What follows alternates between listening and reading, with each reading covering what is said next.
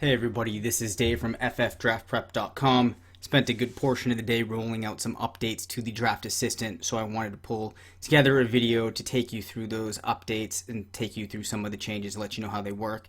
Again, thank you very much to everybody that's purchased the tool, and I really appreciate the feedback that I've received from some of you, and I try to incorporate that into the updates that I worked on today. The first thing that I added was another way for users to indicate what players have been selected in the draft picks column, which again will update everything that's happening over in these sections. So in the past, you were typing in the first couple letters of a player's last name, hitting the drop down, and finding a player that way. What you can do now is type the first couple letters of a player's first name and suggestions will pop up. So if we were going for Arian Foster, just start typing Arian Foster. Once his name pops up, we hit enter and he's selected. Again, if it's Andrew Luck, start typing his name. Once a unique text string is available, Excel will then generate that suggestion. You hit enter, and then the program knows that that player has been selected. I was able to include this for the top 200 or so players based upon ADP, so should last you pretty well into the draft. If at any point you try to enter a player's name who you can't find via the suggestion option, where again you're typing the first couple letters of a player's first name, just go back to the old convention and type in the first couple letters of a player's last name, hit the drop down, and you can identify a player that way. So a guy like Tyler Lockett that might be going in the later rounds of the draft, go for that technique. And again, if you are using either method, the reason that you're doing that as opposed to just typing it all yourself is so that the spelling is controlled, because things will only update if the correct spelling is entered in here. You know what I mean? So it needs to match. But so again, just start typing in Marshawn Lynch. Once you have the suggestion, hit enter. Likewise, you could do LYN, hit the drop down, and you will get a match. So it's just really up to the user, whatever works better for them. Another thing that I did was add in numbers along the leftmost column in the sheet, just to make it a little easier to track that you're as up to date with your actual draft as you need to be. And again, you could also look over here.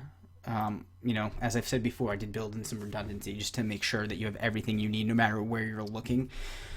Other thing that I did was, we have a couple users that are in some larger leagues that have 22 rounds to their draft. The draft grid will now accommodate that. So even if you're in your 22nd round, you can still see how the teams are being constructed. Was not able to update this team overview section here to accommodate that, as for some users, it would kind of sacrifice the amount of screen space that would be being used well for them. Wouldn't all fit in nicely. So that might be something I can get in there next year. And the final thing that I did was expand the tiers to include an extra 100 or so players in the customizable tiers. You can see have a good 326 players in there now, which I really think should last users well into even the longest drafts. And again, if there's for whatever reason a player that we don't have as one of the options, you could still just make up their name and put it in, and for some of them it might know what position they are, based upon a couple of factors, but you can do that as well if you need. But really, with that many players, I don't think it will be an issue to the later rounds in the draft. So that is really all of the updates that we've made. I also wanted to let users know that if you're using an older version of Excel, you might experience issues with the drop downs. It's not a big deal. Let's say that you're clicking on the drop downs, it's not working. You can actually type in to the cell and you'll get the same result. So if you want to toggle to tight end, just make sure that you get the TE in there. Good learning point there. So it's just like with the text suggestions, just hit backspace, get it. So you just get tight end, quarterback. I think that's the only position it will happen for. So I'm glad that I used that example just to point that out. So again, you just hit backspace, and you can use this in the team overview as well. So just something to keep in mind. So again, biggest updates, more players in the tiers, and you can now search for a player using his first name.